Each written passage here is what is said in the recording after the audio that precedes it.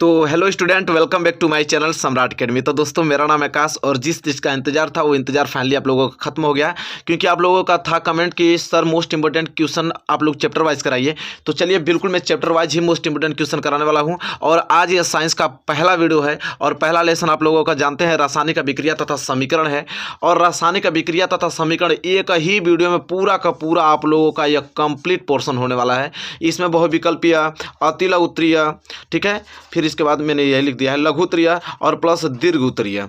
क्या? दीर्घ उत्तरीय। ये सभी मोस्ट इंपॉर्टेंट एक ही वीडियो में आप लोगों को कंप्लीट मिलने वाला है। इसके बाद कोई वीडियो देखने की जरूरत आप लोगों को नहीं है। टारगेट जो 90% का बिल्कुल अचीव होने वाला है। मात्र 15 दिन में आप लोगों का पूरा साइंस में खत्म कर दूंगा। डेली वीडियोज होगा तो 14-15 चैप्टर 15 दिन में आप लोगों का पूरा साइंस खत्म। ठीक है, तो मेरे प्यारे विद्यार्थियों, आप तो लाइक करना ही पड़ेगा आप लोगों को। आप तो लाइक और शेयर आप लोगों को जबरदस्ती में करवाऊंगा। ठीक है, और आपको करना ही पड़ेगा। तो आई होप सभी लोग को समझ में आ रहा है कि लाइक शेयर करना ही आप लोगों को पड़ेगा। ठीक है, और चैनल पर नए हैं तो चैनल को पहले सब्सक्राइब कर लीजिए आप लोग। और देखते हैं कि टारगेट कैसे नहीं पूरा होता है। बिल्कुल 100% टारगेट आप लोगों को 90% पूरा होगा। और चलिए वीडियो स्टार्ट करते हैं और रासायनिक अभिक्रिया तथा समीकरण का खात्मा करते हैं। तो चलिए, सबसे पहले हम बहुविकल्पीय प्रश्न देखेंगे, इसके बाद अतिलघु उत्तरीय, फिर लघु उत्तरीय, दीर्घ उत्तरीय, पूरा कंप्लीट वीडियोज आपको मिलने वाली है। ठीक है, तो चलिए देखते हैं सबसे पहले बहुविकल्पीय प्रश्न। चलिए, बहुविकल्पीय प्रश्न देखिए, हेडिंग यहाँ पे है बहुविकल्पीय प्रश्न। ठीक है, और पहला प्रश्न है, देखिए क्या है कि मैग्नीशियम धातु का वायु में जलना एक उदाहरण है। कह रहा है कि मैग्नीशियम धातु का वायु में जलना एक उदाहरण है। भौतिक परिवर्तन का, रासायनिक परिवर्तन का, कि उत्क्रमणीय अभिक्रिया का, कि इनमें से कोई नहीं। बताइए, वेरी वेरी मोस्ट इंपॉर्टेंट है। बताना है आप लोगों को कि मैग्नीशियम धातु का वायु में जलना एक उदाहरण है। ठीक है, वायु में जलना एक उदाहरण है। क्या है? तो मेरे प्यारे विद्यार्थियों, रासायनिक परिवर्तन है। ठीक है, क्या है? रासायनिक परिवर्तन है। मैग्नीशियम धातु का वायु में जलना एक उदाहरण है रासायनिक परिवर्तन का। रासायनिक परिवर्तन का उदाहरण है। ठीक है, ऑप्शन बी इस क्वेश्चन के लिए सही आंसर है। कोई दिक्कत नहीं है, पहला क्वेश्चन तो आपको समझ में आ गया। चलिए, कभी भी बोर्ड एग्जाम में आएगा कि मैग्नीशियम धातु का वायु में जलना एक उदाहरण है, तो आराम से खूब बता दीजिएगा कि रासायनिक परिवर्तन का है। ठीक है, दैट इज कंप्लीट हो गया। चलिए, क्वेश्चन दूसरा देखिए। क्वेश्चन दूसरा क्या है? क्वेश्चन दूसरा है कि समीकरण Be2C प्लस X2O अभिक्रिया करके BuOS ट्वाइस प्लस CH4 में X और Y का मान क्रमशः होगा। कह रहा है कि यहाँ पे X और Y का मान क्या होगा। मतलब कह रहा है कि यहाँ पे जो आपको X दिखाई दे रहा है, ठीक है, और चलिए देखिए, तो X और Y का मान, Y यहाँ पे है, देखिए यहाँ पे छिपा हुआ है। थोड़ा मैं बड़ा कर देता हूँ ताकि आप लोगों को दिखे, या Y को मैं दिखा दूँ थोड़ा, ये यहाँ पे देखिए, समझिए। कह रहा है X और Y का मान क्रमशः होगा। कह रहा है कि यहाँ पे X और यहाँ पे Y का वैल्यू क्या रखूंगा कि यह आपका संतुलित रासायनिक समीकरण हो जाएगा। ठीक है, तो मेरे प्यारे विद्यार्थियों, ऑप्शन सी, मतलब X की जगह अगर मैं यहाँ पे 4 रख दूँ तो 4H2O हो जाएगा, और यहाँ पे 2 रख दूँ तो 2, तो देखिए हाइड्रोजन यहाँ पे 2 और 2 हाइड्रोजन यहाँ से, तो 4 हाइड्रोजन हो जाएगा। और यहाँ पे देखिए, यहाँ पे 4 और यहाँ पे 2, तो टोटल कितना हो जाएगा? 4 दूनी के 8, और यहाँ पे भी 4 दूनी के 8 हो जाएगा। ठीक है, ऑक्सीजन भी यहाँ पे 4, ऑक्सीजन भी यहाँ पे क्या हो जाएगा? 4। मतलब कि X और Y की जगह पे मैं रखूंगा 4 और 2, तो मेरा संतुलित रासायनिक समीकरण हो जाएगा। ठीक है, चलिए अब हम बढ़ेंगे क्वेश्चन नंबर तीसरे की तरफ। चलिए, क्वेश्चन तीसरा देखिए। क्वेश्चन तीसरा क्या है कि लौह चूर्ण पर तनु हाइड्रोलिक अम्ल डालने से क्या होता है?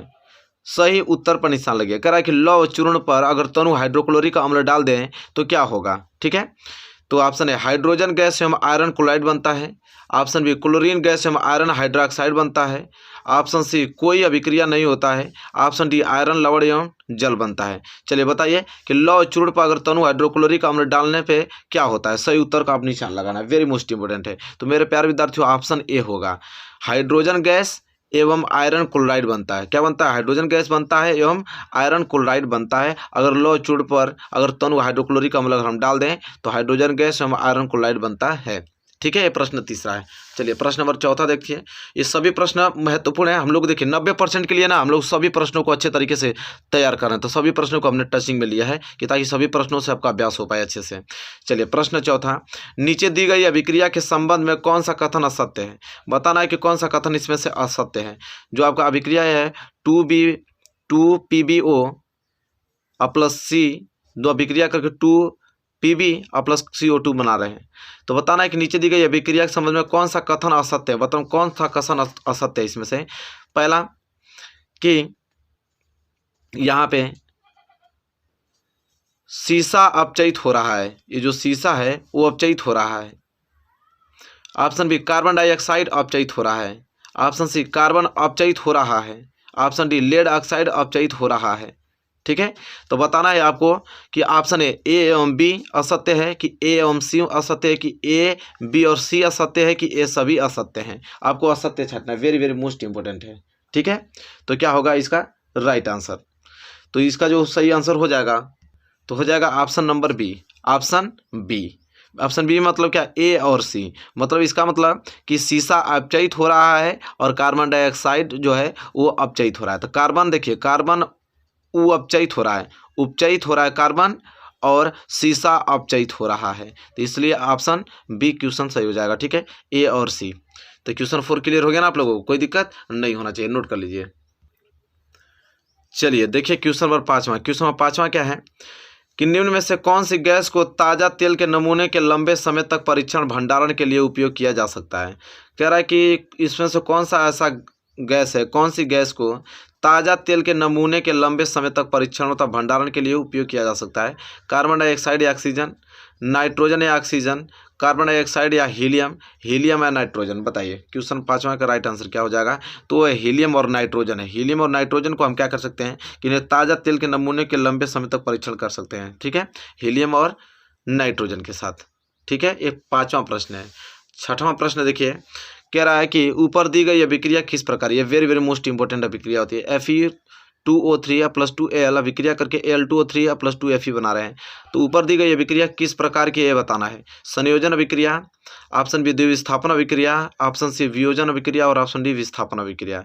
चलिए बताइए, 4 ऑप्शन है, 4 ऑप्शन में से बताना है कि ऊपर दी गई अभिक्रिया किस प्रकार की अभिक्रिया है। ठीक है, वेरी मोस्ट इंपॉर्टेंट है। तो मेरे प्यारे विद्यार्थियों, विस्थापन अभिक्रिया इसलिए है क्योंकि देखिए लोहा जो है, लोहा अधिक अभिक्रियाशील है।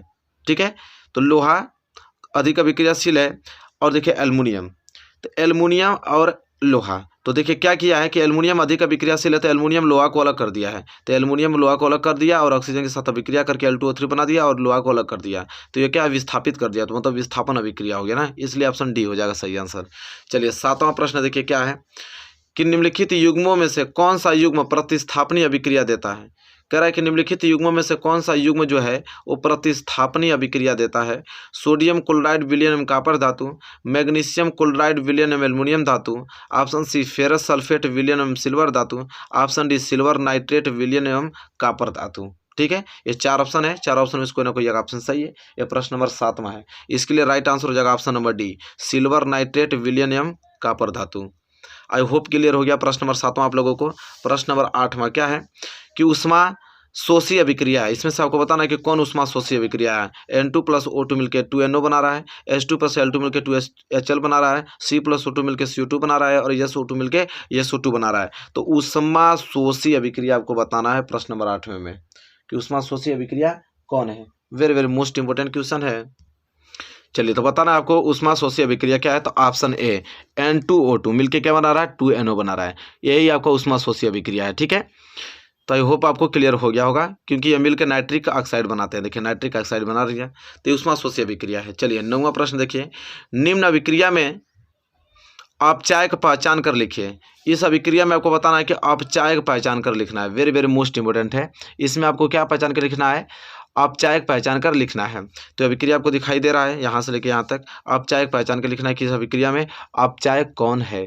ठीक है, तो मेरे प्यारे विद्यार्थियों CO है, कार्बन डाइऑक्साइड। ठीक है, क्या है, CO है यहाँ पे अपचायक, क्योंकि दी गई अभिक्रिया में जो CO है वो अपचायक है, क्योंकि यहाँ पे FeO3 और C3O इससे अब यहाँ से विस्थापित होकर जो ऑक्सीजन है किसके साथ ज्वाइंट हो गया, इसके साथ।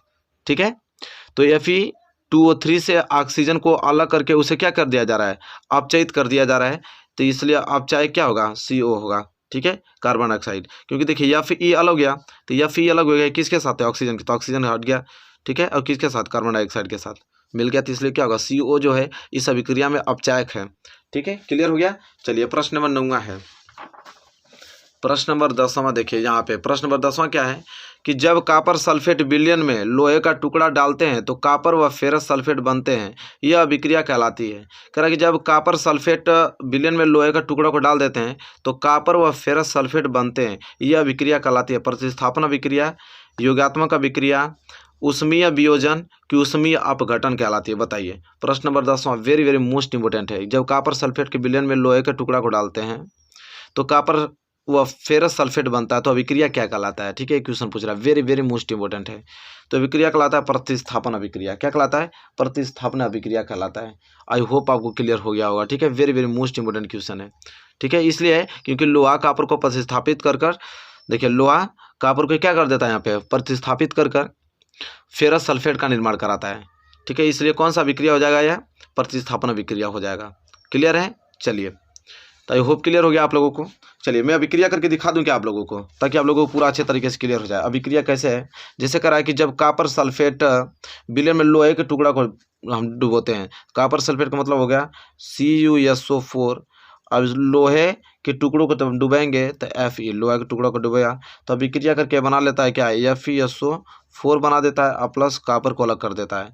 तो यह प्रतिस्थापन अभिक्रिया होगा, क्योंकि देखिए कॉपर को यहाँ पे विस्थापित कर दिया, मतलब अलग कर दिया। ठीक है, प्रतिस्थापन कर दिया इसको, तो इसलिए क्या कहलाएगा? यह प्रतिस्थापन अभिक्रिया कहलाएगा। समझ में आया? चलिए प्रश्न नंबर 11 लास्ट है। ठीक है, बहुविकल्पीय का लास्ट प्रश्न, इसके बाद अति उत्तर देखेंगे। क्या है कि निम्न अभिक्रिया में आक्सीकारक पहचान कर लिखिए। मतलब ये जो अभिक्रिया आपको दिखाई दे रही है, यहाँ से लेके यहाँ तक की अभिक्रिया दिखाई दे रही है, इस अभिक्रिया में आपको आक्सीकारक पहचान कर लिखना है। ठीक है, very very most important question है। इसमें आपको पहचान कर लिखना है आक्सीकारक। तो चलिए देखते हैं। तो इसमें आक्सीकारक क्या हो जाएगा? तो इसमें आक्सीकारक जो है MnO2। ठीक है, MnO2 है। क्यों? क्योंकि दिए गए जो अभिक्रिया आपको दिखाई दे रही है, इसमें आक्सीकारक कौन है? MnO2 है। ठीक है, क्योंकि Mn क्लोरीन के साथ अभिक्रिया कर कर यहाँ पे क्या बना रहा है?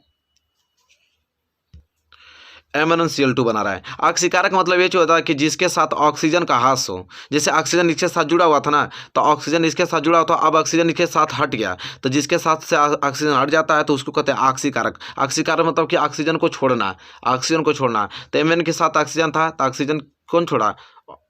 MnO2। ठीक है, तो जिसके साथ ऑक्सीजन रहता है वो कहलाता है आक्सीकारक। तो MnO2 क्या है आपका यहाँ पे इस अभिक्रिया में आक्सीकारक है। तो आई होप आपको क्लियर हो गया होगा। ठीक है, चलिए ये प्रश्न 11 था और बहुविकल्पीय प्रश्न यहाँ पे पूरा का पूरा बहुविकल्पीय प्रश्न कंप्लीट हो गया।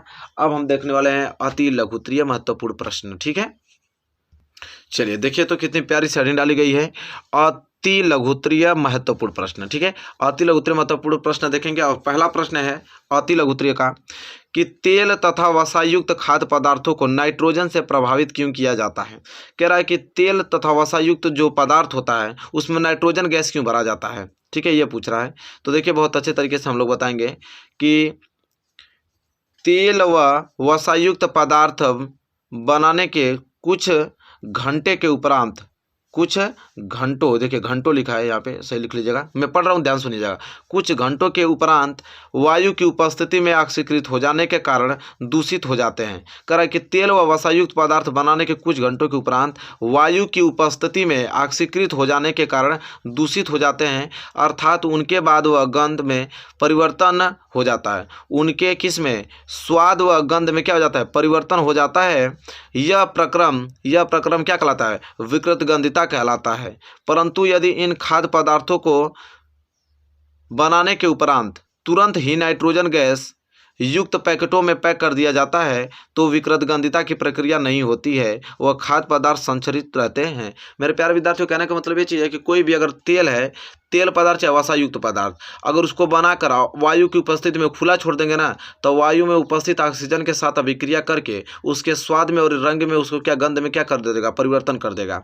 इसीलिए क्या करता है कि जब भी हम लोग वसायुक्त तेल पदार्थ यूज़ करते हैं तो उसको पैकेटों में पैक कर देता है, और पैकेटों में नाइट्रोजन गैस भरा जाता है, और नाइट्रोजन गैस जो होता है वो अभिक्रिया नहीं करता है वायु में उपस्थित ऑक्सीजन के साथ, तो इसलिए वो अभिक्रिया हो ही नहीं पाता है और हम लोगों का जो चीज़ रहता है वो सेफ रहता है। जैसे उस पॉकेट को फाड़ेंगे तो जैसे ही उसको पैकेट को फाड़ देंगे तो उसमें से नाइट्रोजन गैस बाहर निकल जाएगा और वायु में उपस्थित ऑक्सीजन के साथ वो अभिक्रिया कर लेगा और इसके बाद वो क्या हो जाता है? स्वाद और उसके गंध में चेंज हो जाता है। इसलिए पैकेट में जब तक रहता है तब तक हम लोगों का एकदम सुरक्षित रहता है। जैसे पैकेट फाड़ के अगर उसको रख देंगे 1-2 दिन के लिए, 2 घंटे 3 घंटे के लिए भी रख देंगे तो उसके स्वाद और गंध रंग में पूरा परिवर्तन हो जाएगा। तो आई होप क्लियर हो गया ना कि तेल वसायुक्त खाद्य पदार्थों को नाइट्रोजन से प्रभावित क्यों किया जाता है।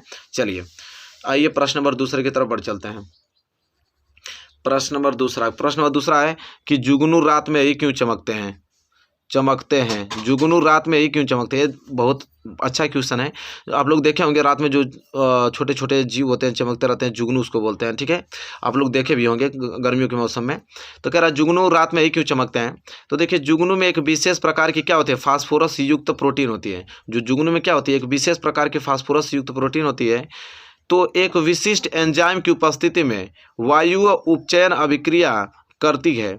इस अभिक्रिया में दृश्य प्रकाश उत्पन्न होता है, जिसके कारण जुगनू रात्रि के समय में चमकते हैं। कह रहा है ना कि जुगनू में एक विशेष फास्फोरस युक्त प्रोटीन होता है, और यह जो प्रोटीन होता है एक एंजाइम निकालता है, और वह एंजाइम वायु में उपस्थित ऑक्सीजन के साथ अभिक्रिया कर कर मतलब उपचयन कर कर वहाँ पे अभिक्रिया करने के दौरान एक प्रकाश उत्पन्न कर देता है, और जिसके कारण क्या होता है, जुगनू चमकने लगते हैं। ठीक है, तो जुगनू रात में चमकते हुए दिखाई देते हैं। आई होप क्लियर हो गया होगा। प्रश्न नंबर दूसरा वेरी वेरी मोस्ट इंपोर्टेंट सभी प्रश्न है। ठीक है, चलिए तीसरा प्रश्न देखिए, कितना प्यारा प्रश्न है तीसरा, वेरी वेरी मोस्ट इंपोर्टेंट है कि विस्थापन अभिक्रियाओं को उदाहरण सहित समझाइए। ये प्रश्न पूछता है कि विस्थापन अभिक्रिया को उदाहरण सहित समझाने के लिए। तो देखिए विस्थापन अभिक्रिया में एक तत्व दूसरे तत्व को उसके लवण के विलयन से विस्थापित कर देता है, जबकि द्वितीय विस्थापन अभिक्रिया में दो यौगिकों के मध्य आयनों का आदान प्रदान होता है। लीजिए इसमें मैंने द्वितीय विस्थापन अभिक्रिया भी बता दिया और द्वितीय विस्थापन अभिक्रिया भी बता दिया, दोनों साथ में ही आपको बता दिया। तो विस्थापन अभिक्रियाओं को उदाहरण सहित समझाइए, चाहे द्वितीय विस्थापन, तो विस्थापन और द्वितीय विस्थापन दोनों हमने इंक्लूड कर दिया एक ही में। तो विस्थापन अभिक्रिया किसे कहते हैं कि एक तत्व दूसरे तत्वों को उसके लवण के विलयन से क्या कर देता है, विस्थापित कर देता है। जबकि द्वितीय विस्थापन क्या होता है, द्वितीय विस्थापन का मतलब कि दो यौगिकों के मध्य आयनों का क्या होता है, आदान प्रदान होता है। एग्जाम्पल के माध्यम से समझेंगे, क्लियर हो जाएगा। देखिए जैसे यहाँ पे देखिए ZnCuSO4 के साथ अभिक्रिया करके ZnSO4 और कॉपर बना दिया। देखिए ZnCu विस्थापन का मतलब देखिए यहाँ पे कापर देखिए और SO4 सल्फर डाइऑक्साइड।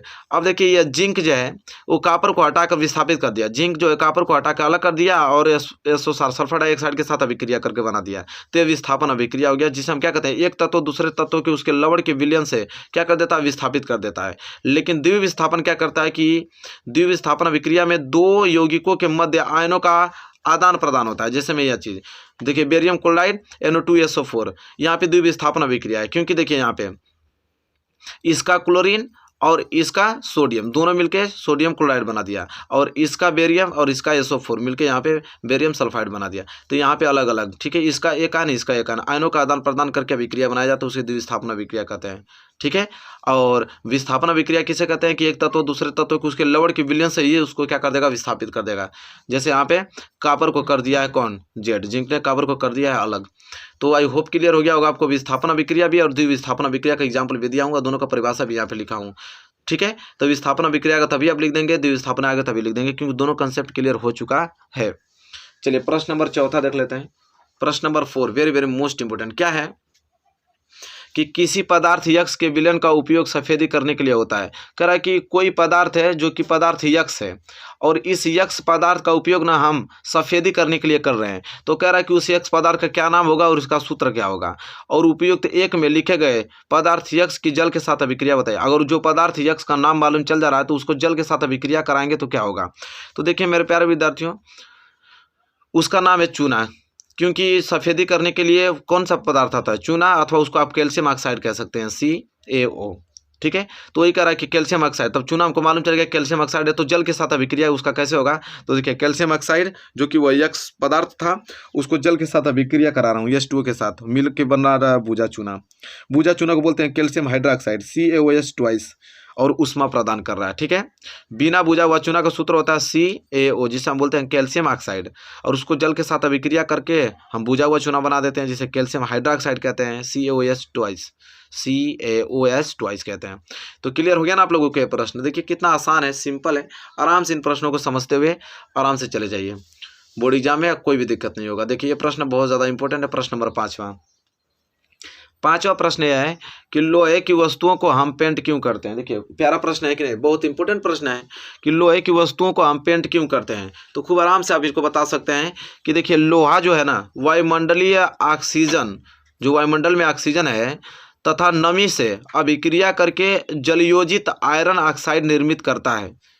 तो जिसे सामान्यतः हम क्या कहते हैं, जंग कहते हैं, जिसे सामान्यतः हम क्या कहते हैं, जंग कहते हैं।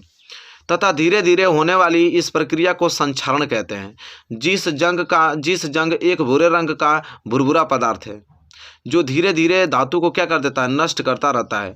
लोहे की सतह पर पेंट लगाने से धातु की सतह का वायु से संपर्क नहीं होता है, अतः संक्षारण की प्रक्रिया एक रुक जाती है। अतः लोहे को संक्षारण से बचाने हेतु लोहे की वस्तुओं पर हम क्या करते हैं, पेंट किया जाता है। मेरे प्यारे विद्यार्थी देखिए, ये पूरा पहले आप नोट कर लीजिए, यहाँ तक हमने पढ़ा रखा है। देखिए यहाँ तक दिख रहा है ना आपको, ये यहाँ तक पहले नोट कर लीजिए, मैं बता रहा हूँ। तो प्रश्न क्या था कि वायु की और लोहे की वस्तुओं को हम पेंट क्यों करते हैं। देखिए मेरे प्यारे विद्यार्थियों, लोहे की वस्तुओं को अगर हम पेंट नहीं कर इसी तरह छोड़ देंगे तो यह लोहे की परत जो ऊपरी परत है वो वायु में उपस्थित ऑक्सीजन के साथ अभिक्रिया करके क्या बना देगा, यहाँ पे आयरन ऑक्साइड बना देता, आयरन ऑक्साइड की परत बना देता है। ठीक है, और वो धीरे धीरे संक्षारण करने लगती है। ठीक है, जिसे हम क्या कहते हैं, जंग लगना कहते हैं। और जंग लगते ये भूरे रंग में बदल जाती है। ठीक है, जंग लगने भूरे रंग में बदल जाती है। धीरे धीरे यह जो पदार्थ है, वस्तु है, लोहा, धीरे धीरे क्या होने लगता है, संक्षारण होने लगता है। इसलिए इस पर अगर हम पेंट कर देते हैं तो पेंट करने से क्या होता है कि वायु में उपस्थित ऑक्सीजन के साथ अभिक्रिया नहीं करता है जल्दी से, और ये बहुत दिन तक टिका रहता है। इसलिए हम लोहे की वस्तु को पेंट करते हैं। बस यही तो है कहानी जैसा। आई होप आपको क्लियर हो गया होगा, कोई डाउट आपको नहीं होगा। ये प्रश्न नंबर 5वां था, क्लियर है ना। चलिए प्रश्न नंबर 5वां आपको समझ आ गया, तो प्रश्न नंबर 6वें की तरफ बढ़ेंगे। और प्रश्न नंबर 6 देखिए, प्रश्न नंबर 6वां है कि अमोनिया की पहला क्या है, म्यूकरस क्लोराइड तथा दूसरा क्लोरीन के अधिक्य के साथ अभिक्रिया के रासायनिक समीकरण लिखिए। कह रहा है कि अमोनिया का म्यूकरस क्लोराइड के भी साथ और क्लोरीन के अधिक्य के साथ अभिक्रिया का रासायनिक समीकरण लिखना है। तो चलिए पहला लिख लेते हैं, अमोनिया की म्यूकरस क्लोराइड के साथ अभिक्रिया। तो देखिए यह आपका अमोनिया के साथ म्यूकरस क्लोराइड है, ये आपका म्यूकरस क्लोराइड है और ये आपका अमोनिया है। इन दोनों के साथ अभिक्रिया करके देखिए यह अभिक्रिया बनके यह पदार्थ बना रहा है। ठीक है, तो अभिक्रिया का रासायनिक हमको पूछा था कि रासायनिक समीकरण क्या होगा, तो इसको नोट कर लीजिए पूरा, और इसको ब्लैक पेन से लिख के कोष्टक में कर दीजिए। तो समझा गया ना आपको कि अमोनिया का म्यूकरस क्लोराइड के साथ अभिक्रिया क्या होता है, इस प्रकार होता है। इसी तरह दूसरा हमसे पूछा था कि क्लोरीन के साथ बताइए कि क्लोरीन के साथ इसका अभिक्रिया। तो देखिए अमोनिया की क्लोरीन के साथ अभिक्रिया क्या होगा, तो अमोनिया हो गया क्लोरीन, यह अभिक्रिया क्लोरीन के साथ अभिक्रिया करके देखिए NaCl3 और 3HCl बना रहा है। ठीक है, तो यह अभिक्रिया पूछा था, दोनों अभिक्रिया हमने अच्छे तरीके से लिखा है। और ये प्रश्न नंबर 6 से क्लियर हो गया होगा आप लोगों को अच्छे तरीके से। प्रश्न नंबर 6, चलिए प्रश्न नंबर 7 की तरफ बढ़ेंगे। और प्रश्न नंबर 7 वेरी मोस्ट इंपोर्टेंट है। क्या है कि संकलन अभिक्रिया तथा ऑक्सीकरण अभिक्रिया को उदाहरण सही समझाइए। कह रहा है कि संकलन अभिक्रिया क्या होता है और ऑक्सीकरण अभिक्रिया क्या होता है, उदाहरण सही समझाना है। तो देखिए संकलन को ही हम संयोजन अभिक्रिया कहते हैं। संयोजन कहिए या तो संकलन अभिक्रिया कीजिए, दोनों बात ये कहिए, संयोजन कहिए या तो संकलन अभिक्रिया कीजिए। ठीक है, तो चलिए देख लेते हैं संयोजन या संकलन अभिक्रिया होता क्या है। तो संयोजन अभिक्रिया में एक से अधिक अभिकर्मक परस्पर संयुक्त होकर एकल उत्पाद निर्मित करते हैं। कह रहा है कि एक या एक से अधिक अभिकर्मक जो होंगे वो आपस में जुड़कर सिर्फ एक ही उत्पाद बनाएंगे, उसको कहेंगे संयोजन अभिक्रिया। जैसे में कैल्शियम ऑक्साइड है, तो कैल्शियम ऑक्साइड देखिए जल के साथ तीव्रता से अभिक्रिया करके क्या बुझे हुए चूने कैल्शियम हाइड्रोक्साइड का निर्माण करके अधिक मात्रा में उत्पन्न करता है। देखिए कैल्शियम ऑक्साइड बिना बुझा हुआ चूना, जैसे पानी के साथ अभिक्रिया किया तो बुझा हुआ चूना और उसमें बना दिया। ठीक है, तो देखिए आपको क्या बना रहा है कि कैल्शियम ऑक्साइड और जल ये दो अलग अलग अभिकर्मक है। अब दोनों अलग अलग अभिकर्मक आपस में जुड़कर सिर्फ एक उत्पाद बना रहा है, वो भी क्या बुझा हुआ चूना, केवल एक ही उत्पाद न है। तो इस प्रकार के अभिक्रिया को हम संयोजन अभिक्रिया या संकल अभिक्रिया कहते हैं। ठीक है, चलिए प्रश्न नंबर 8वां वेरी मोस्ट इंपोर्टेंट। क्या है कि एक भूरे रंग के चमकदार तत्व यक्ष को वायु की उपस्थिति में गर्म करने पर वह काले रंग का हो जाता है। इस तत्व यक्ष एवं उस काले रंग के यौगिक का नाम बताइए। कह रहा है यहाँ पे प्रश्न यह है कि एक भूरे रंग का चमकदार कोई पदार्थ है, अभी नाम हमको मालूम नहीं है, उसी को हम कह रहा हूँ यक्ष। एक भूरे रंग का चमकदार तत्व है, उसका नाम है यक्ष। अगर उसको वायु की उपस्थिति में अगर गर्म करते हैं तो काले रंग का हो जाता है। और इस तत्व यक्ष का उस काले रंग का यौगिक का नाम बताइए। क्या वो काले रंग का हो जाता है, वो यौगिक का नाम क्या है। ठीक है, तो बहुत ही ज़्यादा सिंपल है, आप उसको बता पाएंगे। ठीक है, उत्तर क्या लिखेंगे यहाँ पे कि तत्व यक्ष जो है वो तांबा या कापर है, वो तांबा या कापर है। इसलिए क्योंकि तांबा और कापर वायु की उपस्थिति में आकर काले रंग का यौगिक बन जाता है, जिसे हम कापर ऑक्साइड कहते हैं। जैसे देखिए कापर है या वायु है, इसके साथ अभिक्रिया कराएंगे ना, देखिए कापर जो है भूरा रंग का होता है, वायु के साथ अभिक्रिया करा देंगे ना तो यह कापर ऑक्साइड बनेगा और कापर ऑक्साइड काला रंग का होता है। ठीक है, तो यही प्रश्न हमसे पूछा था। तो प्रश्न क्लियर है ना आप लोगों को, बताए कोई डाउट नहीं होना चाहिए। चलिए प्रश्न नंबर 9। प्रश्न नंबर 9 क्या है कि निम्नलिखित अभिक्रियाओं की संतुलित रासायनिक समीकरण लिखिए। संतुलित रासायनिक समीकरण लिखना है, 3 दिया है। हाइड्रोजन प्लस क्लोरीन मिलके हाइड्रोजन क्लोराइड बना रहा है। दूसरा बेरियम क्लोराइड और प्लस एल्युमिनियम सल्फेट मिलके बेरियम सल्फेट और एल्युमिनियम क्लोराइड बना रहा है। और तीसरा है सोडियम के साथ जल अभिक्रिया करके सोडियम हाइड्रोक्साइड और हाइड्रोजन गैस बना रहा था। चलिए एक एक करके देख लेते हैं। पहला क्या है, हाइड्रोजन और क्लोरीन। तो हाइड्रोजन क्लोरीन मिलकर हाइड्रोजन क्लोराइड बना रहा है, तो उसका देखिए संतुलित रासायनिक समीकरण यही है, नोट कर लीजिए। H2 प्लस Cl2 मिलके क्या 2HCl बना रहा है। देखिए हाइड्रोजन भी दूँ, इसमें भी हाइड्रोजन दूँ, क्लोरीन भी दूँ, क्लोरीन भी इसमें दूँ, तो संतुलित रासायनिक समीकरण है ना, बिल्कुल बिल्कुल है। दूसरा है कि बेरियम क्लोराइड, तो देखिए बेरियम क्लोराइड एल्युमिनियम सल्फेट के साथ मिलकर क्या बना रहा है, बेरियम सल्फेट बना रहा है और क्या एल्युमिनियम क्लोराइड बना रहा है। देखिए ये भी संतुलित रासायनिक समीकरण ही है। ठीक है, इसमें भी परमाणु के तत्वों की संख्या पूरा आपका क्या होगा, बराबर होगा। उत्पादों की परमाणु की संख्या आपके अभिकर्मकों के उत्पादों की परमाणु संख्या क्या क्या है, बराबर है, बिल्कुल देख लीजिए, मिला सकते हैं। ये संतुलित रासायनिक समीकरण है। तीसरा क्या है कि सोडियम अगर जल के साथ अभिक्रिया करे तो सोडियम हाइड्रोक्साइड बनाएगा और हाइड्रोजन बनाएगा। ठीक है, तो देख लीजिए यहाँ पे सोडियम है और जल है, सोडियम और जल अभिक्रिया करके क्या बना रहा है, सोडियम हाइड्रोक्साइड बना रहा है और हाइड्रोजन गैस बना रहा है। तो ये भी बिल्कुल आपका संतुलित रासायनिक समीकरण, ये नोट कर लीजिए। तो आपको देगा, पूछेगा, ठीक है, कि इस अभिक्रिया का संतुलित रासायनिक समीकरण लिखिए, तो सेम इसी पैटर्न पे आप लोगों को क्या करना है, लिखना है। ठीक है, चलिए प्रश्न नंबर 10वां देखिए। प्रश्न नंबर 10वां क्या है कि निम्नलिखित अभिक्रियाओं के संतुलित रासायनिक समीकरण लिखिए। अब फिर हमको संतुलित रासायनिक समीकरण लिखना है। ठीक है, जिंक अगर सल्फर नाइट्रेट, जिंक और सल्फर नाइट्रेट मिलकर जिंक नाइट्रेट और सिल्वर क्लोराइड बनाता है तो क्या होगा। तो देखिए जिंक और सल्फर नाइट्रेट ये दोनों अभिक्रिया करके बना रहा है, जिंक नाइट्रेट और सिल्वर बना रहा है। ठीक है, क्या बना रहा है, सिल्वर बना रहा है, सिर्फ क्या बना रहा है, सिल्वर। तो देखिए सिल्वर बन गया कि नहीं, तो बिल्कुल है। दूसरा है कि मैग्नीशियम और हाइड्रोजन क्लोराइड मिलकर क्या बना रहा है, मैग्नीशियम क्लोराइड हाइड्रोजन बना रहा है। तो देखिए magnesium Mg hydrogen chloride HCl मिलकर मैग्नीशियम क्लोराइड और हाइड्रोजन बना रहा है। अब बिल्कुल रासायनिक संतुलित रासायनिक समीकरण, हाइड्रोजन दो, इसमें हाइड्रोजन दो, क्लोरीन इसमें दो, क्लोरीन इसमें भी दो, मैग्नीशियम एक, मैग्नीशियम भी एक, बिल्कुल है ना आप लोगों का संतुलित रासायनिक समीकरण। देखिए तो बिल्कुल आसान होता है। आई होप आपको क्लियर हो गया होगा मेरे प्यारे विद्यार्थियों। चलिए प्रश्न नंबर 10वां था ना, प्रश्न नंबर 11 की तरफ बढ़ेंगे। ठीक है, अब प्रश्न नंबर 11 क्या है, वेरी वेरी मोस्ट इंपोर्टेंट प्रश्न है कि वायु में जलाने से पहले मैग्नीशियम के फीते को साफ क्यों किया जाता है। मेरे प्यारे विद्यार्थियों, कह रहा है कि जब भी वायु में जलाते हैं किसी भी मैग्नीशियम को, तो उसको मैग्नीशियम का जो फीता होगा उसको साफ क्यों किया जाता है। तो मेरे प्यारे विद्यार्थियों, मैग्नीशियम की अभिक्रियाशीलता अधिक होने के कारण यह वायुमंडलीय ऑक्सीजन तथा नमी से अभिक्रिया करके मैग्नीशियम ऑक्साइड तथा हाइड्रोक्साइड की एक अक्रिय परत बना लेता है। अतः मैग्नीशियम धातु को जलाने से पूर्व इसे रेत पत्र मतलब कि सैंड पेपर से रगड़ कर हटाया आवश्यक है, मतलब हटाना क्या है, आवश्यक है। देखिए कितना सिंपल है, कह रहा है कि इसलिए हम इसको रगड़ के हटाते हैं, मतलब इसलिए इसको साफ करते हैं मैग्नीशियम को, क्योंकि मैग्नीशियम बहुत ही ज़्यादा अभिक्रियाशीलता है। अगर इसको छोड़ देंगे ना ऐसे, तो वायु में उपस्थित ऑक्सीजन के साथ अभिक्रिया करके मैग्नीशियम ऑक्साइड तथा हाइड्रोक्साइड बनाकर इसके ऊपर परत जम जाती है, और जब इसको जलाता हूँ तो यह परत इसको जलने में असहायक होता है। इसलिए पहले इसको मैं बालू पेपर से साफ कर देता हूँ, तब ये साफ हो जाता है, इसको जलाता हूँ तो जलने लगता है, यही कंडीशन होता है। ठीक है, आई होप क्लियर हो गया होगा आपको प्रश्न नंबर 11। चलिए प्रश्न नंबर 12 की तरफ बढ़ेंगे, और यह आपका अति लघुत्तरीय का लास्ट क्वेश्चन। इसके बाद हम लोग लघुत्तरीय देखेंगे।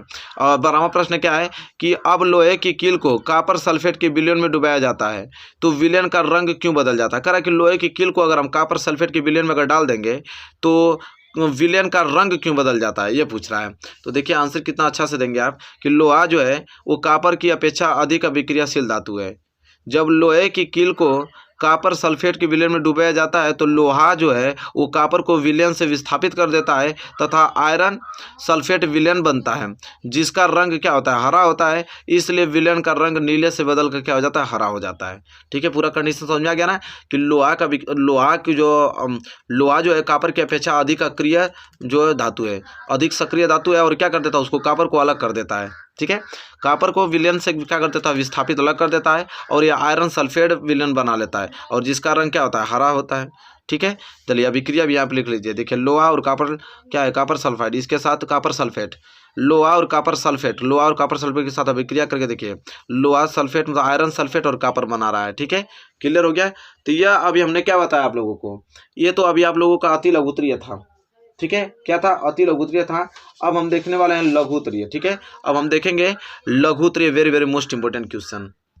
चलिए अब हम क्या देखेंगे, लघु उत्तरीय महत्वपूर्ण प्रश्न देखने वाले हैं। ठीक है, चलिए इसको अब कवर करते हैं, पूरा का पूरा एकदम कवर कर दिया जाएगा, 1% दिक्कत नहीं होगा, मेरे रहते हुए बहुत ही अच्छा मार्क्स लेकर आएंगे। 14 दिन रुक जाइए, मात्र 14-15 दिन रुक जाइए, पूरा का पूरा साइंस का खात्मा कर दूंगा, समाज विज्ञान का, मैथ का पूरा तैयारी हो जाएगा। ठीक है, चलिए देखिए क्या है लघुत्तरीय में पहला प्रश्न है कि संतुलित रासायनिक समीकरण क्या है, रासायनिक समीकरणों को संतुलित करना क्यों आवश्यक है। Very very most important question है। चलिए देखते हैं भाई कि संतुलित रासायनिक समीकरण क्या होता है और रासायनिक समीकरणों को संतुलित करना आखिर आवश्यक क्यों होता है। ठीक है, तो देखिए बहुत ही सिंपल में जवाब देंगे कि संतुलित रासायनिक समीकरण वह है जिसके दोनों ओर प्रत्येक तत्वों के कुल परमाणुओं की संख्या समान होती है। लगभग सभी रासायनिक अभिक्रियाएं द्रव्यमान संरक्षण के नियम का पालन करती हैं, अतः रासायनिक समीकरणों को संतुलित करना आवश्यक है। देखिए संतुलित रासायनिक समीकरण क्या है, तो संतुलित रासायनिक समीकरण यह है कि संतुलित रासायनिक समीकरण वह है जिसके दोनों ओर प्रत्येक तत्व के कुल परमाणुओं की संख्या समान होती है। ठीक है, अभिकारकों की संख्या प्लस अभिकारकों की संख्या का योग बराबर होगा उत्पादों की संख्या के योग के बराबर होगा। और कह रहा है कि पूरी की पूरी अभिक्रिया द्रव्यमान संरक्षण के नियम पे पालन करता है। द्रव्यमान संरक्षण का नियम ये कहता है कि देखिए द्रव्यमान को न तो नष्ट किया जा सकता है, न तो ह्रास किया जा सकता है, न तो उत्पन्न किया जा सकता है, न तो नष्ट किया जा सकता है, द्रव्यमान समान रहता है। तो अगर अभिकारकों में जितना द्रव्यमान होगा उससे मिलकर जो उत्पाद बन रहा है, उत्पादों में सेम उतना ही द्रव्यमान होना चाहिए। अगर कम बेसी हो जा रहा है तो उसको आप संतुलित करके बराबर कीजिए, लेकिन कम नहीं होना चाहिए। इसीलिए हम रासायनिक समीकरण को संतुलित करते हैं, क्योंकि संतुलित नहीं करेंगे तो भाई कम बेसी रहेगा, और कम बेसी कभी हो नहीं सकता है, क्योंकि द्रव्यमान संचरण का नियम कहता है कि कोई सी भी द्रव्यमान कम नहीं हो सकता है। अगर अभिक्रिया में जितना अभिकर्मकों का जितना द्रव्यमान है उत्पादों का भी द्रव्यमान उतना ही होना चाहिए। तो इसलिए हम लोग उसको संतुलित करते हैं। ठीक है, क्योंकि इसके नियम के विरुद्ध जाने लगता है वह। तो आई होप क्लियर हो गया प्रश्न नंबर पहला कि संतुलित रासायनिक समीकरण क्या है और रासायनिक समीकरण को संतुलित करना आवश्यक क्यों है। कोई भी डाउट आपको है, नहीं होना चाहिए। चलिए प्रश्न नंबर दूसरा देखिए क्या है। प्रश्न नंबर दूसरा है कि विस्थापन अभिक्रिया से आप क्या समझते हैं, उदाहरण दीजिए। तो चलिए देखते हैं कि विस्थापन अभिक्रिया क्या होता है। तो वह रासायनिक अभिक्रिया जिसमें अधिक क्रियाशील तत्व कम क्रियाशील तत्वों के यौगिकों से कम क्रियाशील तत्वों के परमाणुओं को विस्थापित कर स्वयं ग्रहण कर लेता है, विस्थापन अभिक्रिया कहलाता है। कह रहा है कि विस्थापन अभिक्रिया ये होता है कि कोई दो चीज़, एक अधिक अभिक्रियाशील वाला तत्व कम वाले अभिक्रियाशील वाले तत्व के परमाणुओं को क्या कर देगा, उसको अलग कर देगा, विस्थापित कर देगा। जैसे लोहा है और यहाँ पे कॉपर सल्फेट है। तो देखिए यहाँ पे लोहा और कॉपर सल्फेट, तो लोहा अधिक अभिक्रियाशील है ना, तो देखिए कॉपर को अलग कर देगा, कॉपर को अलग करके अलग कर दिया और सल्फेट के साथ अपने साथ अभिक्रिया करके आयरन सल्फेट बना दिया और कॉपर को अलग कर दिया। तो वही होता है विस्थापन अभिक्रिया की, एक अधिक अभिक्रियाशील तत्व अन्य कम अभिक्रियाशील तत्वों को विस्थापित करके अलग कर देता है, वही कहलाता है विस्थापन अभिक्रिया। तो क्लियर हो गया ना आप लोगों को। और देखिए हमने एग्जाम्पल देकर भी बताया आप लोगों को। चलिए प्रश्न नंबर तीसरा देखिए क्या है। प्रश्न नंबर तीसरा है कि रासायनिक अभिक्रिया किसे कहते हैं, उदाहरण सहित स्पष्ट कीजिए। ठीक है, कह रहा है कि रासायनिक अभिक्रिया किसे कहते हैं, उदाहरण सहित स्पष्ट कीजिए। चलिए देखते हैं कि रासायनिक अभिक्रिया किसे कहते हैं। तो कह रहा है कि अभिक्रिया के कारण होने वाले रासायनिक परिवर्तन के आधार पर, एक उदाहरण है संयोजन या संकलन अभिक्रिया। संयोजन या संकलन अभिक्रिया उसी का एक उदाहरण है। तो अभी हमने पढ़ा है इसको कि संयोजन अभिक्रिया में एक से अधिक अभिकर्मक परस्पर संयुक्त होकर एकल उत्पाद निर्मित करते हैं। मतलब एक से दो या दो से अधिक कोई भी संयोजन अभिक्रिया करके मतलब एकल उत्पाद, मतलब एक ही उत्पाद बनाएगा, उसको संयोजन या संकलन अभिक्रिया कहते हैं। अभी हम लोग पढ़े हैं जस्ट पीछे। जैसे कैल्शियम ऑक्साइड था, कैल्शियम ऑक्साइड को जल के साथ अभिक्रिया करके हम बुझे हुए चूने कैल्शियम हाइड्रोक्साइड का निर्माण करके अधिक मात्रा में ऊष्मा उत्पन्न करते हैं। जैसे में कैल्शियम था यहाँ पे और यह आपका कैल्शियम ऑक्साइड है जिसे बिना बुझा हुआ चूना कहते हैं, और जल, इनका अभिक्रिया करके क्या बुझा हुआ चूना कैल्शियम हाइड्रोक्साइड बना दिया। ठीक है, तो देखिए दो या दो से अधिक अभिकर्मक मिलकर से सिर्फ एक उत्पाद बना रहा है, तो इस प्रकार की अभिक्रिया को संयोजन या संकलन अभिक्रिया कहते हैं। क्लियर हो गया ना। चलिए अब चौथा प्रश्न देख लेते हैं। चौथा प्रश्न है कि निम्न अभिक्रियाओं के लिए संतुलित रासायनिक समीकरण लिखिए। वेरी वेरी मोस्ट इंपोर्टेंट, इसको सभी को नोट कर लीजिएगा आप लोग लाइन बाय लाइन, यही आता है सबसे ज़्यादा इसी में से आएगा। ठीक है, जैसे calcium hydroxide carbon dioxide dioxide के साथ अभिक्रिया करके कैल्शियम कार्बोनेट तथा जल बना रहा है, तो इसी का आपको संतुलित रासायनिक समीकरण लिखना है। तो कैल्शियम हाइड्रोक्साइड लिख लीजिए, कैल्शियम हाइड्रोक्साइड कार्बन डाइऑक्साइड के साथ मिलकर कैल्शियम कार्बोनेट तथा जल मिला रहा है। ये जो मैं अभिक्रिया लिखा हूं ना, पूरा का पूरा संतुलित रासायनिक अभिक्रिया है, पूरा का पूरा नोट कर लीजिए पहला। दूसरा देखिए क्या है कि जिंक और सिल्वर नाइट्रेट अभिक्रिया करके जिंक नाइट्रेट और सिल्वर बना रहा है। तो देखिए जिंक मतलब जिंक और सिल्वर नाइट्रेट, देखिए सिल्वर नाइट्रेट अभिक्रिया करके क्या बना रहा है, जिंक बना रहा है, जिंक नाइट्रेट और क्या बना रहा है, सिल्वर बना रहा है। ये पूरा का पूरा नोट कर लीजिए, संतुलित रासायनिक समीकरण है।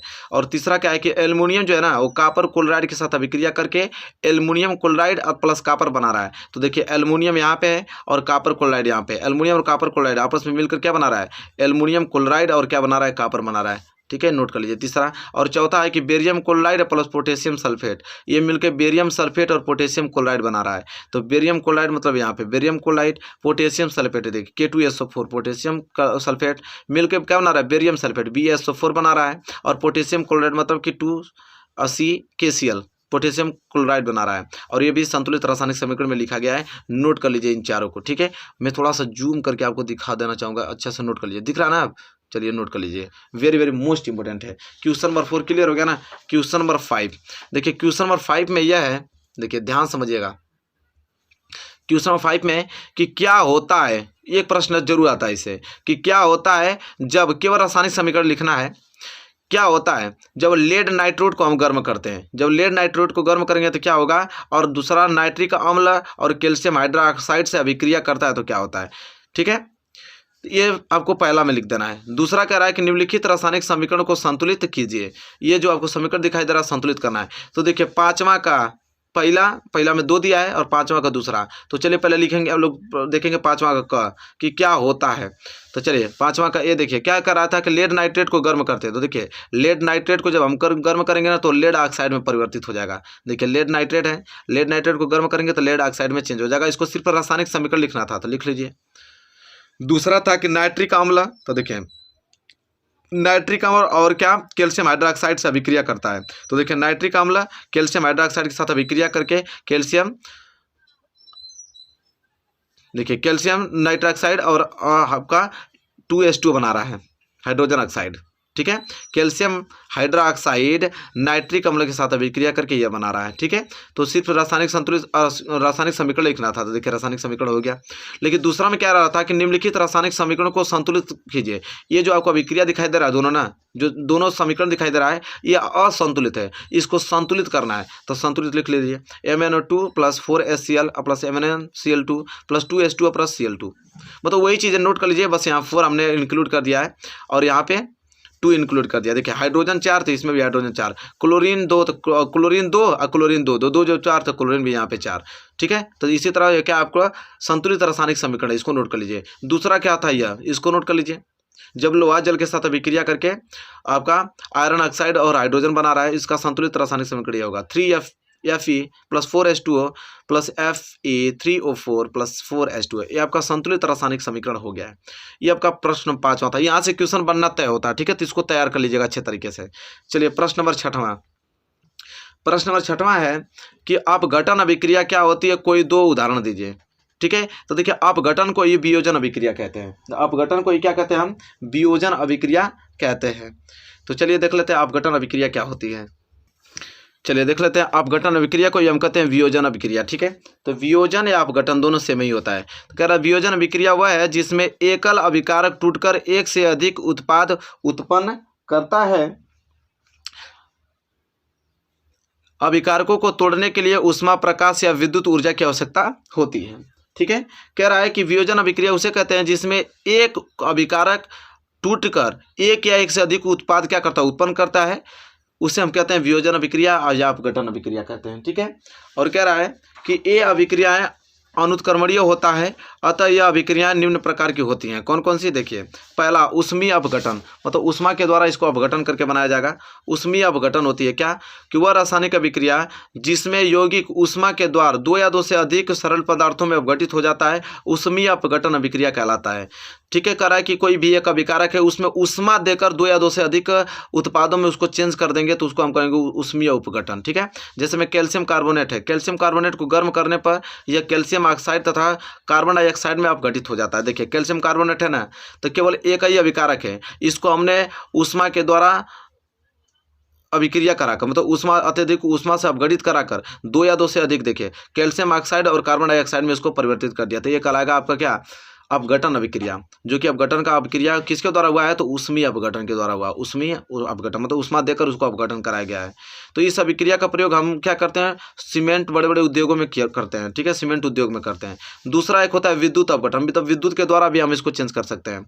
कह रहा वह अभिक्रिया, ये विद्युत आपका अपघटन है, वह अभिक्रिया जिसमें यौगिक के जलीय विलयन या गलित अवस्था में विद्युत प्रवाहित करने पर यह दो या दो से अधिक सरल पदार्थों में अपघटित हो जाता है, विद्युत अपघटन कहलाता है। इस प्रक्रम में धनायन कैथोड पर तथा ऋणायन एनोड पर एकत्रित होता है। कह रहा है कि अगर विद्युत ज़्यादा विद्युत करने से, मतलब विद्युत धारा प्रवाहित करने से कोई पदार्थ, ठीक है, दो या दो से अधिक सरल पदार्थों में अपघटित हो जाता है, तो उसको हम कहते हैं विद्युत अपघटन, ठीक है। उदाहरण के तौर पर जैसे अम्लीय जल में विद्युत धारा प्रवाहित करने पर जल जो हाइड्रोजन ऑक्सीजन में विघटित हो जाता है। देखिए H2O ये जल है, इसको विद्युत धारा अपघटित करने पर देखिए हाइड्रोजन में और ऑक्सीजन में क्या हो जा रहा है, बदल जा रहा है, ठीक है। तो आई होप आपको क्लियर हो गया होगा, यहाँ तक कोई भी डाउट आपको नहीं होगा। चलिए तो क्लियर हो गया। अब हम देखने वाले हैं यहाँ पे दीर्घ उत्तरीय महत्वपूर्ण प्रश्न, उसको देखेंगे। चलिए अब देखते हैं विस्तृत उत्तरीय प्रश्न, ठीक है। दीर्घ उत्तरीय प्रश्न देख लेते हैं, वेरी वेरी मोस्ट इंपोर्टेंट। इसके बाद टॉपिक पूरा खत्म हो जाएगा, ठीक है। क्या है प्रश्न नंबर पहला, कि निम्न पदों का वर्णन कीजिए तथा प्रत्येक का एक एक उदाहरण दीजिए। मतलब बताना कि संक्षारण क्या होता है और विकृत गंधिता क्या होता है, ठीक है। तो चलिए सबसे पहले हेडिंग डालिए संक्षारण, जानते हैं कि संक्षारण क्या होता है। तो वह प्रक्रिया जिसमें धातु नमी तथा वायु से धीरे धीरे अभिक्रिया के द्वारा नष्ट होती जाती है, संक्षारण कहलाती है। सामान्यतः यह एक विनाशकारी प्रक्रम है, अतः इसे रोकना आवश्यक है। कह रहा संक्षारण उसे कहते हैं कि वह प्रक्रिया जिसमें धातु जो है नमी के साथ चाहे वायु के साथ धीरे धीरे अभिक्रिया करके उसको क्या कर देता है, नष्ट करता रहता है, उसी को हम कहते हैं संक्षारण कहते हैं, ठीक है। तो उदाहरण के तौर पर जैसे लोहे पर जंग लगना क्या है, संक्षारण का एक उदाहरण है, ठीक है। जैसे लोहा है, वायु के साथ अभिक्रिया करके उस पर जंग लग गया जो कि भूरे रंग का हो गया, ठीक है। तो यहाँ पे इस तरह लिख सकते हैं। जैसे चांदी का काला होना, चांदी है वायु की उपस्थिति में आके देखिए काला बन गया, ठीक है। तो इस तरह आप उसका उदाहरण देके आप उसको एक्सप्लेन करके समझा सकते हैं, ठीक है। इसके बाद कह रहा है संक्षारण के लिए आवश्यक दशाएं हैं, क्या क्या है, वायु की उपस्थिति, जल की उपस्थिति, वायु की उपस्थिति और जल की उपस्थिति के कारण यह संक्षारण होता है। संक्षारण को कम करने या रोकने के उपाय निम्न है, कौन कौन, तो धातु की सतह पर पेंट अथवा ग्रीस लगाकर चाहे लेप लगाकर उसको हम क्या कर सकते हैं, संक्षारण को रोक सकते हैं। दूसरा, लोहे की वस्तुओं को पिघले जिंक में डुबोना, ठीक है, या उसे यदलेपन या गैल्वेनीकरण कहना होता है, ठीक है। कि लोहे की वस्तुओं को अगर हम पिघले जिंक में डुबो देते हैं ना, तो वह संक्षारण नहीं हो सकता है, उसी को हम कहते हैं यदलेपन करना या गैल्वेनीकरण करना। फिर इसके बाद है कि एक धातु पर दूसरी धातु की परत चढ़ाकर भी हम क्या कर सकते हैं, संक्षारण करने से किसी भी वस्तु को रोक सकते हैं। फिर चौथा, कई धातुओं को मिलाकर मिश्रित धातु, मतलब मिश्रित धातु का परत भी किसी वस्तु पे चढ़ा देंगे लोहे पे ना, तो वो भी संक्षारण होने से रुक जाएगा। फिर पांचवा, विद्युत अपघटन क्रिया द्वारा धातु पर उसके ऑक्साइड की परत निर्मित करना एनोडीकरण कहलाता है। मतलब एनोडीकरण की सहायता से भी हम धातु का संक्षारण रोक सकते हैं, ठीक है। अब देखिए स्वतः आरक्षण मतलब एल्युमिनियम धातु ऑक्सीजन से अभिक्रिया करके, जो एल्युमिनियम धातु जो है वो ऑक्सीजन से अभिक्रिया करके एल्युमिनियम ऑक्साइड बनाती है, जो एक महीने पर्द के रूप में धातु की सतह पर जम जाती है तथा भविष्य में संक्षारण से वितरित धातु की सुरक्षा करती है। यह स्वतः आरक्षण आप कर सकते हैं, मतलब स्वयं। इसके बाद विकृत गंधिता पूछा था कि विकृत गंधिता क्या है, तो चलिए देखते हैं विकृत गंधिता क्या है। तो खाद्य पदार्थों में उपस्थित तेल तथा वसा के उपचयन के कारण खाद्य पदार्थों के स्वाद तथा गंध बदल जाते हैं, यह अभिक्रिया विकृत गंधिता कहलाती है। मैंने बताया था ना कि कोई भी खाना है चाहे तेल वसा युक्त पदार्थ, उसको खुला छोड़ देंगे तो वायु के साथ अभिक्रिया करके, ठीक है, अभिक्रिया करके उसके स्वाद और रंग गंध में परिवर्तन कर देता है। वही रंग गंध में परिवर्तन करना विकृत गंधिता कहलाता है, ठीक है। उदाहरण में जैसे तले हुए आलू के चिप्स, पापड़ आदि कुछ घंटे दिनों के बाद बदली हुई गंध व स्वाद उत्पन्न करते हैं। तले हुए आलू या चिप्स है, उसको छोड़ देंगे ना तो 1-2 घंटे बाद देखिएगा उसके स्वाद और गंध में पूरा चेंजिंग हो जाएगा, ठीक है। वही विकृत गंधिता का उदाहरण है। कह रहा है कि विकृत गंधिता के लिए आवश्यक दशाएं क्या है, कि भोज्य पदार्थों को तेल या वसा में पकाने के बाद अधिक समय तक बिना उचित संरक्षण के भंडारित करना ही, ठीक है। विकृत गंधिता रोकने के लिए भी उपाय होगा, कौन कौन से उपाय उसको भी देख लेते हैं। तो पहला उपाय है वायुरोधी बर्तनों में खाद्य पदार्थों को रखना। वो तो कि ऐसे बर्तन रखिए जहाँ वायु की उपस्थिति न हो, ठीक है।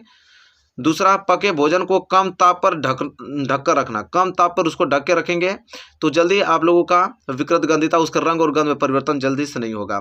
आलू के चिप्स जैसे भोज्य पदार्थों को किसी कम क्रियाशील गैस जैसे नाइट्रोजन के साथ पैकेट में भरना। नाइट्रोजन के साथ पैकेट में भरेंगे तो कम अभिक्रियाशील वाला गैस है, तो जल्दी ऑक्सीजन के साथ अभिक्रिया करके उसके रंग और गंध में परिवर्तन नहीं लाएगा, ठीक है। फिर चौथा है कि सीधी सूर्य की रोशनी से भोज्य पदार्थों और पके भोजन को बचाना। सूर्य के प्रकाश से अगर उसको बचा रखेंगे तो बहुत अच्छी बात है ना, तो जल्द से ही उसके रंग और गंध में परिवर्तन हो जाएगा। अगर धूप में किसी चीज़ को रख देते हैं, तेल वसा युक्त पदार्थों को, कोई तले हुए पदार्थों को रख देंगे ना सूर्य के प्रकाश में, तो जल्द ही विकृत गंधिता उत्पन्न कर देगा।